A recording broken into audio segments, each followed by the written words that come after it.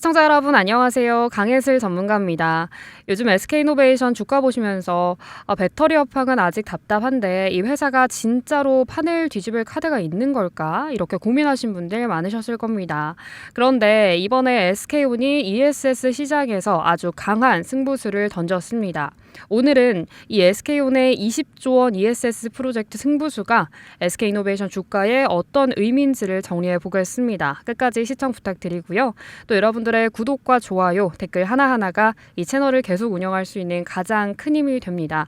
구독과 좋아요 그리고 응원 댓글도 많이 남겨주시면 감사하겠습니다. 먼저 SK온이 충남 서산 배터리 공장에서 ESS용 LFP 배터리를 연간 3기가와트시 생산할 수 있는 라인을 구축하기로 결정을 했습니다. 이게 중요한 이유가 세 가지 있는데요. 먼저 첫 번째는 SK온의 국내 첫 LFP 생산 시설이라는 점입니다.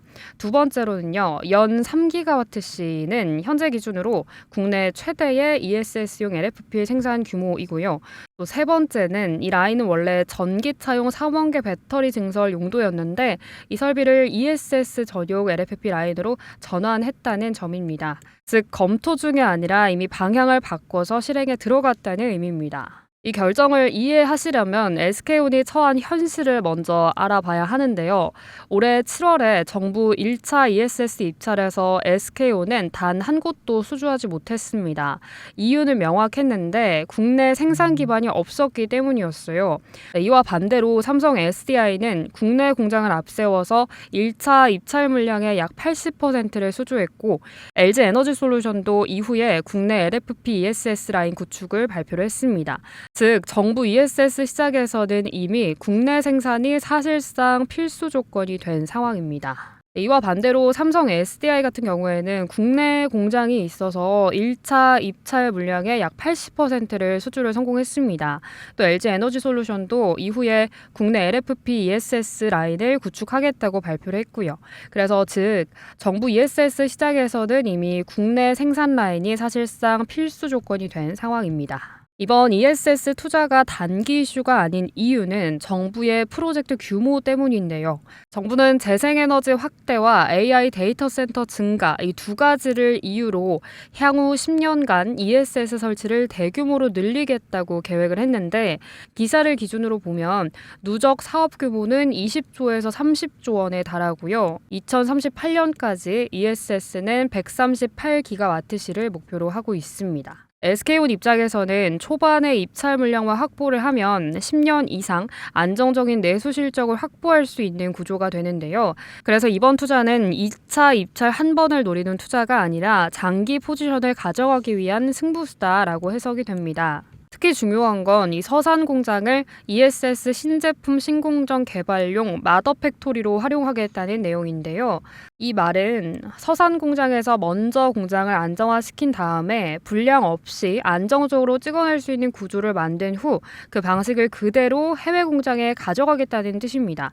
그래서 서산 공장은 단순히 국내 납품만 하는 공장이 아니라 SK온 ESS 사업의 기준이 되는 공장이 된다는 의미예요. 이건 원가 경쟁력과 제품 신뢰도 또 글로벌 수주 경쟁력 모두와 연결이 됩니다.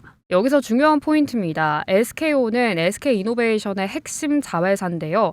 지금까지 SK이노베이션의 주가를 눌러왔던 이유 중에 하나가 전기차 수요가 꺾이면서 캐즘이 왔고 또 그 과정에서 SK온은 적자를 봐왔고 또 투자도 크게 들어가다 보니까 시장에서 부담으로 봤던 건데 ESS는 얘기가 좀 다릅니다. ESS는 한번 계약이 나오면 짧게 끝나는 게 아니라 몇 년 단위로 가고요. 게다가 정부 물량이기 때문에 갑자기 수요가 줄어들 가능성도 크지 않습니다. 그러니까 변동성이 훨씬 낮은 사업이라는 얘기예요. 즉 EV보다 훨씬 안정적인 현금 흐름을 만들 수 있는 사업입니다. SK온이 ESS에서 국내 물량을 확보하고 또 생산 기반을 고정시킨다는 건 결국에는 SK이노베이션의 실적 가시성이 올라간다는 의미로 연결이 됩니다.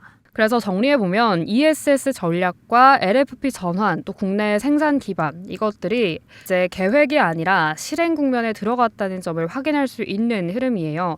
SK온의 이번 선택은 단기적으로 주가를 자극하는 재료라기보다는 이 SK이노베이션의 중장기 사업 구조가 바뀌고 있는 신호라고 보는 게 더 정확합니다. 주주분들이라면 이 이슈를 오늘 주가의 등락으로 보기보다는 자금과 역량이 어디로 이동하고 있는지 그 방향성을 체크해야 할 시점입니다. 특히 연말로 갈수록 시장 변동성은 커질 수 있는 구간이죠. 그런 만큼 단기 주가보다 방향성과 구조 변화를 중심으로 차분하게 체크해 보시길 바라겠습니다. 오늘 내용이 여러분들의 투자 판단에 도움이 되셨다면 구독과 좋아요 꼭 눌러주시고요. 여러분들의 의견도 편하게 댓글에 남겨주세요. 그러면 저는 다음 영상에서 다시 인사드리겠습니다. 고맙습니다.